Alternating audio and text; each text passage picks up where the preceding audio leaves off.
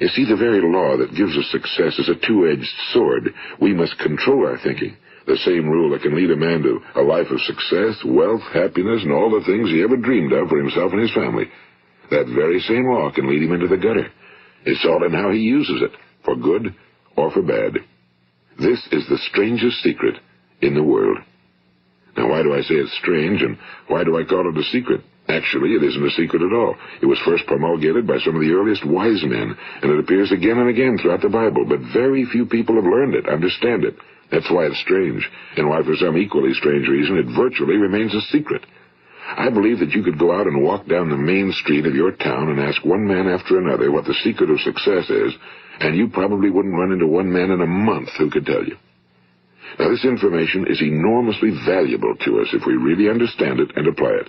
It's valuable to us not only for our own lives, but the lives of those around us, our families, employees, associates, and friends. Life should be an exciting adventure. It should never be a bore. A man should live fully, be alive. He should be glad to get out of bed in the morning. He should be doing a job he likes to do because he does it well. One time I heard Grove Patterson, the great late editor-in-chief of the Toledo Daily Blade, make a speech, and as he concluded his speech, he said something I've never forgotten. He said, "My years in the newspaper business have convinced me of several things. Among them, that people are basically good, and that we came from someplace, and we're going someplace. So we should make our time here an exciting adventure. The architect of the universe didn't build a stairway leading nowhere." And the greatest teacher of all, the carpenter from the plains of Galilee, gave us the secret time and time again. As ye believe, so shall it be done unto you. I've explained the strangest secret in the world and how it works. Now, on this side, I want to explain how you can prove to yourself the enormous returns possible in your own life by putting this secret to a practical test. I want you to make a test that will last 30 days. It isn't going to be easy, but if you'll give it a good try, it will completely change your life for the better. Now, back in the 17th century, Sir Isaac Newton, the English mathematician and natural philosopher, gave us some natural laws of physics which apply as much to human beings as they do to the movement of bodies in the universe. And one of these laws is that for every action, there is an equal and opposite reaction. Simply stated, as it applies to you and me, it means we can achieve nothing without paying the price.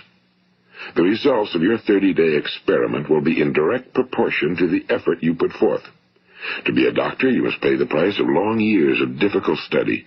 To be successful in selling, and remember that each of us succeeds to the extent of his ability to sell. Selling our families on our ideas, selling education in schools, selling our children on the advantages of living the good and honest life, selling our associates and employees on the importance of being exceptional people.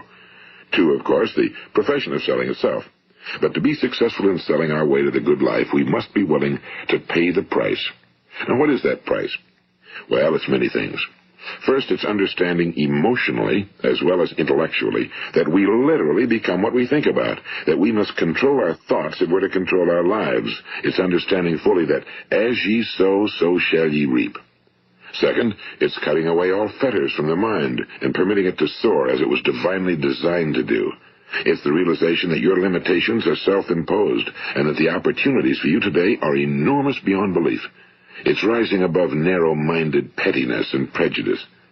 And third, it's using all your courage to force yourself to think positively on your own problem, to set a definite and clearly defined goal for yourself, to let your marvelous mind think about your goal from all possible angles, to let your imagination speculate freely upon many different possible solutions, to refuse to believe that there are any circumstances sufficiently strong to defeat you in the accomplishment of your purpose, to act promptly and decisively when your course is clear, and to keep constantly aware of the fact that you are, at this moment, standing in the middle of your own acres of diamonds, as Russell Conwell used to point out. And fourth, save at least 10% of every dollar you earn. It's also remembering that no matter what your present job, it has enormous possibilities, if you're willing to pay the price. Now let's just go over the important points in the price each of us must pay to achieve the wonderful life that can be ours. It is, of course, worth any price. 1. You will become what you think about. 2. Remember the word imagination and let your mind begin to soar. 3. Courage. Concentrate on your goal every day. 4. Save 10% of what you earn. And 5, action. Ideas are worthless unless we act on them. Now, I'll try to outline the 30-day test I want you to make. Keep in mind that you have nothing to lose by making this test and everything you could possibly want to gain. There are 2 things that may be said of everyone. Each of us wants something, and each of us is afraid of something. I want you to write on a card what it is you want more than anything else. It may be more money. Perhaps you'd like to double your income or make a specific amount of money. It may be a beautiful home. It may be success at your job. It may be a particular position in life. It could be a more harmonious family. Each of us wants something. Now write down on your card specifically what it is you want. Make sure it's a single goal and clearly defined. You needn't show it to anyone, but carry it with you so that you can look at it several times a day. Think about it in a cheerful, relaxed, positive way each morning when you get up, and immediately you have something to work for, something to get out of bed for, something to live for. Look at it every chance you get during the day and just before going to bed at night. And as you look at it, remember that you must become what you think about, and since you're thinking about your goal, you realize that soon it will be yours. In fact, it's yours really the moment you write it down and begin to think about it. Look at the abundance all around you as you go about your daily business. You have as much right to this abundance as any other living creature. It's yours for the asking. Now we come to the difficult part. Difficult because it means the formation of what is probably a brand new habit, and new habits are not easily formed. Once formed, however, it will follow you for the rest of your life. Stop thinking about what it is you fear. Each time a fearful or negative thought comes into your consciousness, replace it with a mental picture of your positive and worthwhile goal. And there will come times when you'll feel like giving up. It's easier for a human being to think negatively than positively. That's why only 5% are successful. You must begin now to place yourself in that group. For 30 days, you must take control of your mind. It will think about only what you permit it to think about. Each day for this 30-day test, do more than you have to do. In addition to maintaining a cheerful, positive outlook, give of yourself more than you've ever done before. Do this knowing that your returns in life must be in direct proportion to what you give. The moment you decide on a goal to work toward, you're immediately a successful person. You are then in that rare and successful category of people who know where they're going. Out of every 100 people, you belong to the top 5. Don't concern yourself too much with how you're going to achieve your goal. Leave that completely to a power greater than yourself. All you have to do is know where you're going. The answers will come to you of their own accord and at the right time. Remember these words from the Sermon on the Mount, and remember them well. Keep them constantly before you this month of your test.